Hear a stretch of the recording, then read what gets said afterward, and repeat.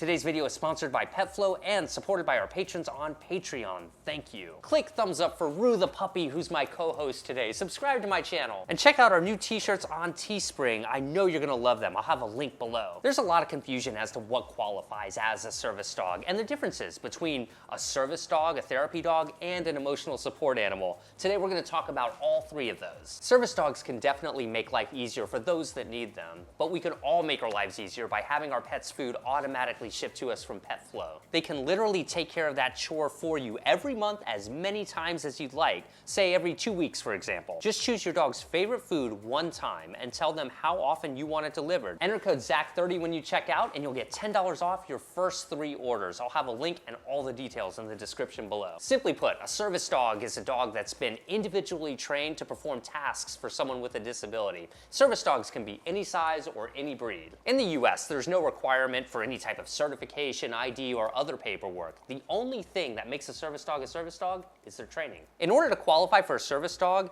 you have to have a condition which significantly limits or makes you completely unable to complete daily life activities. The best person to determine whether you're disabled by a medical condition and if a service dog is a good idea for you is your doctor. Because each individual with a disability is going to be slightly different, service dogs end up being custom trained to their handler's unique needs. At least one study has concluded that those who have a service dog actually have an improved social life because of their service dog. The study defined that as more friendly glances and conversations and more smiles directed towards their handler. Of course, in my experience, this is pretty much true with any dog that you take in public. I mean, maybe just having a dog is what makes you have a better social life. I mean, I've got 3 dogs and actually I don't have much of a social life at all.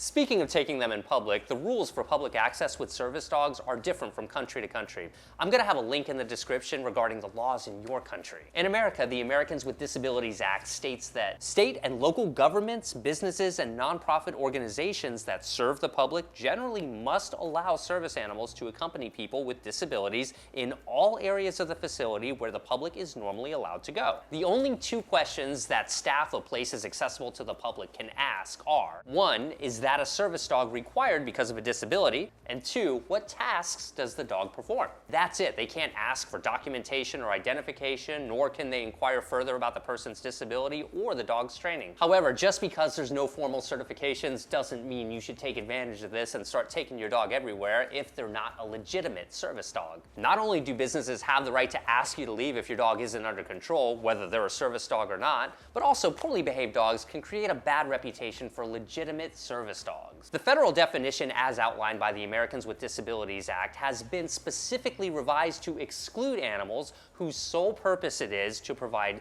comfort or emotional support. See, these animals are known as emotional support animals. Emotional support animals are allowed to live in no-pet housing and go on airplanes. You can see the Fair Housing Act and the Air Carrier Access Act for more information on this. However, outside of that, emotional support animals don't have public access rights because they're not covered under the Americans with Disabilities Act. So what about therapy dogs? I mean, therapy dogs can often be confused with service dogs. Therapy dogs go to places like hospitals, schools, nursing homes, and all kinds of places to give comfort to people who could benefit from experiencing some extra love from a dog. Remember, therapy dogs are not service dogs and they're excluded under the Americans with Disabilities Act. Do lots of research to make sure that getting a service dog is the right decision, because it's an enormous commitment and it'll make a huge change to your daily lifestyle too. Click thumbs up for Rue. He did a great job today. Make sure you're subscribed to my channel. Get your dog's food automatically shipped to you from PetFlow. Pick up a copy of my best-selling book. Check out our new t-shirts on Teespring as well. All of those details in the description below. Good job, Rue.